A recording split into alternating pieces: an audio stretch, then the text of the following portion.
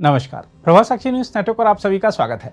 लोकसभा में नेता प्रतिपक्ष राहुल गांधी आज एक प्रदर्शनकारी छात्र साहिल लोचौ को साथ लेकर पुलिस अधिकारियों के पास पहुंचे और आरोप लगाया कि जंतर मंतर पर 20 जुलाई के छात्र आंदोलन के दौरान कथित पैलेट गन कार्रवाई में घायल हुए छात्र की शिकायत पर एफआईआर दर्ज नहीं की जा रही है।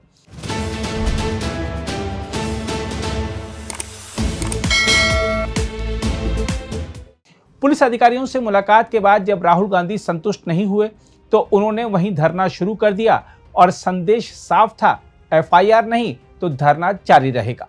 यहीं से सवाल उठता है कि राहुल गांधी आखिर किस लड़ाई को लड़ रहे हैं।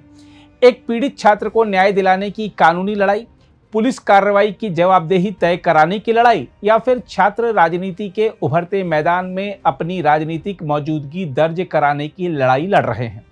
यह सवाल इसलिए भी महत्वपूर्ण है क्योंकि राहुल गांधी कोई सामान्य प्रदर्शनकारी नहीं है।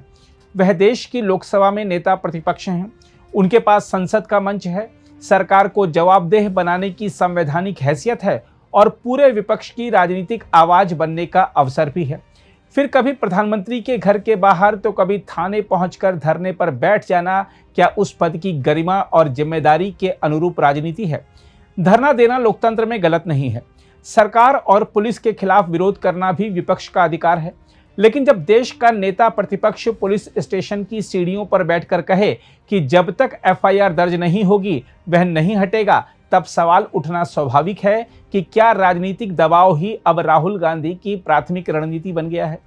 यह मामला और दिलचस्प इसलिए भी है क्योंकि राहुल गांधी जिस घटना को लेकर धरने पर बैठे वह घटना अब केवल एक छात्र की शिकायत या पुलिस थाने की कार्रवाई तक सीमित नहीं रह गई है।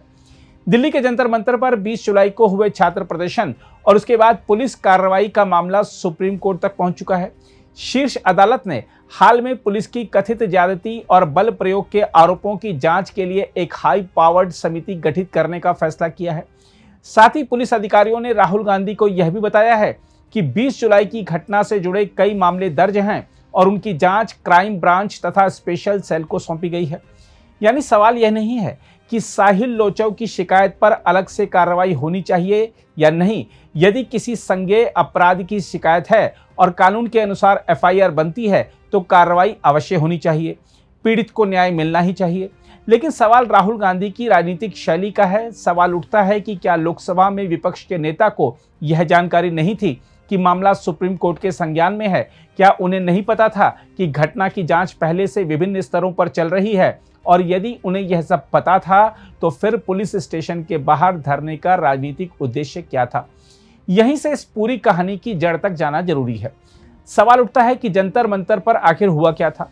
दरअसल 20 जुलाई को दिल्ली में बड़ी संख्या में छात्र परीक्षा व्यवस्था, कथित पेपर लीक और शिक्षा सुधारों की मांग को लेकर सड़कों पर उतरे थे। आंदोलन का आयोजन कॉकरोच जनता पार्टी यानी सीजेपी के नेतृत्व में हुआ था और प्रदर्शनकारियों की मांगों में परीक्षा प्रणाली में सुधार तथा शिक्षा से जुड़े सवाल प्रमुख थे। जंतर मंतर से संसद की ओर बढ़ रहे प्रदर्शनकारियों और पुलिस के बीच तनाव पैदा हुआ। आरोप लगे कि पुलिस ने प्रदर्शनकारियों पर अत्यधिक बल प्रयोग किया, लाठीचार्ज किया और पैलेट गन का इस्तेमाल हुआ। कई वीडियो और तस्वीरों के बाद पुलिस कार्रवाई पर सवाल उठे। राहुल गांधी ने भी इस मुद्दे को जोरदार ढंग से उठाया और बाद में केंद्रीय गृह मंत्री अमित शाह को सीधे निशाने पर लिया। लेकिन दिल्ली पुलिस का पक्ष बिल्कुल अलग रहा। पुलिस ने सुप्रीम कोर्ट में अपना पक्ष रखते हुए कहा कि प्रदर्शन अवैध था और पुलिस ने स्थिति को नियंत्रित करने के लिए अधिकतम संयम बरता। पुलिस का दावा है कि बल का इस्तेमाल हालात बिगड़ने और हिंसा या अव्यवस्था की स्थिति पैदा होने के बाद किया गया। घटना के दौरान पुलिसकर्मियों के घायल होने की बात भी सामने आई थी। यही वजह है कि इस मामले को केवल एक तरफा राजनीतिक नारे में समेटना आसान नहीं है। यदि छात्रों पर अनावश्यक या अनुपातहीन बल प्रयोग हुआ है तो दोषियों की जिम्मेदारी तय होनी चाहिए। लेकिन यदि प्रदर्शन के दौरान हिंसा हुई और पुलिसकर्मी भी घायल हुए तो जांच में उस पक्ष को भी नजरअंदाज नहीं किया जा सकता। शायद इसी जटिलता के कारण सुप्रीम कोर्ट की जांच समिति का महत्व बढ़ जाता है। इसलिए सवाल उठता है कि ऐसे में राहुल गांधी का धरना क्यों हो रहा है। सवाल उठता है कि क्या यह न्याय के लिए दबाव है या फिर राजनीतिक दृश्य रचने की कोशिश है। दरअसल राहुल गांधी की राजनीति में पिछले कुछ समय से एक पैटर्न दिखाई देता है। मुद्दा उठाइए, सरकार पर सीधा हमला कीजिए और फिर सड़क पर उतरकर उस मुद्दे को राजनीतिक प्रतीक में बदल दीजिए। यह रणनीति विपक्षी राजनीति में असरदार हो सकती है, लेकिन नेता प्रतिपक्ष के पद पर बैठे व्यक्ति से सवाल भी बड़ा होता है। सवाल उठता है कि क्या हर मामले में धरना ही अंतिम राजनीतिक हथियार होना चाहिए? कभी प्रधानमंत्री के घर के बाहर धरने की राजनीति और अब पुलिस थाने पहुंचकर एफआईआर की मांग पर बैठ जाना। राहुल गांधी की यह छापामार शैली उन्हें सुर्खियां तो दिलाती है, लेकिन क्या इससे उनकी संस्थागत भूमिका कमजोर नहीं पड़ती? संसद में सरकार से जवाब मांगना, दस्तावेजों के आधार पर आरोप लगाना, संसदीय जांच की मांग करना और न्यायिक प्रक्रिया को मजबूत करना, ये सभी नेता प्रतिपक्ष के उतने ही महत्वपूर्ण हथियार हैं। इसके अलावा एक सवाल यह भी उठता है कि क्या यह छात्रों की राजनीति में राहुल गांधी की अपनी जगह बनाने की कोशिश है? देखा जाए तो इस पूरे घटनाक्रम का राजनीतिक संदर्भ भी नजरअंदाज नहीं किया जा सकता। कॉकरोच जनता पार्टी विभिन्न राज्यों में स्कूलों की स्थिति, शिक्षा व्यवस्था और छात्रों की समस्याओं को लेकर अभियान चलाकर लगातार सुर्खियां बटोर रही है। जंतर मंतर का आंदोलन भी इसी व्यापक छात्र असंतोष का हिस्सा बनकर सामने आया था। ऐसे में राहुल गांधी भी शायद यह संदेश देना चाहते हैं कि छात्रों की आवाज उठाने वाला सबसे बड़ा राष्ट्रीय चेहरा वही है। साहिल लोचव के साथ पुलिस स्टेशन पहुंचना, उनकी चोटों का मुद्दा उठाना और एफआईआर के लिए धरने पर बैठना, यह सब एक मजबूत राजनीतिक दृश्य भी है। सवाल यह है कि क्या राहुल गांधी को लगने लगा है कि छात्र राजनीति का यह मैदान उनके हाथ से निकल सकता है?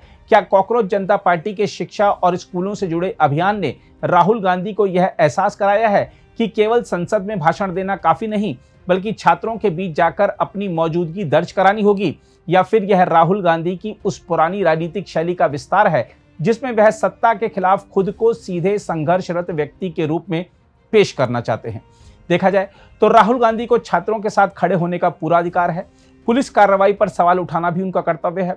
पैलेट गन के कथित इस्तेमाल की निष्पक्ष जांच और दोषियों पर कार्रवाई की मांग भी पूरी तरह वैध राजनीतिक मुद्दा है। लेकिन नेता प्रतिपक्ष की राजनीति केवल धरने की राजनीति नहीं हो सकती। जब सुप्रीम कोर्ट जांच की प्रक्रिया शुरू कर चुका हो, जब पुलिस के अनुसार संबंधित मामलों की जांच क्राइम ब्रांच और स्पेशल सेल कर रही हो, तब राहुल गांधी को यह भी बताना चाहिए कि उनका धरना जांच को किस तरह आगे बढ़ाएगा। अगर अलग शिकायत पर एफआईआर जरूरी है तो उसे कानूनी प्रक्रिया के तहत दर्ज कराया जाना चाहिए और उस प्रक्रिया की निगरानी की मांग की जानी चाहिए। लेकिन हर बार कैमरों के सामने धरना देकर राजनीतिक दबाव बनाना एक गंभीर सवाल छोड़ जाता है कि क्या राहुल गांधी व्यवस्था से लड़ रहे हैं या व्यवस्था से लड़ने का दृश्य तैयार कर रहे हैं। राहुल गांधी को समझना होगा कि छात्रों की आवाज बनने के लिए केवल पुलिस थाने की सीढ़ियों पर बैठना काफी नहीं। छात्रों को बेहतर परीक्षा व्यवस्था, मजबूत स्कूल, जवाबदेह संस्थाएं और ठोस शिक्षा नीति चाहिए। राहुल गांधी चाहें तो वह जो सुधार करना चाहते हैं वह कांग्रेस शासित राज्यों में शुरू करवा सकते हैं। राहुल गांधी को समझना होगा कि धरना तस्वीर बनाता है, लेकिन राजनीति की असली परीक्षा तस्वीर के बाद शुरू होती है। अगर आप भी लेना चाहते हैं देश दुनिया की तमाम जानकारी तो आज ही सब्सक्राइब करें हमारे चैनल को। साथ ही नीचे दिए बेल आइकन को जरूर दबाएं ताकि हर अपडेट आप तक पहुंच सके।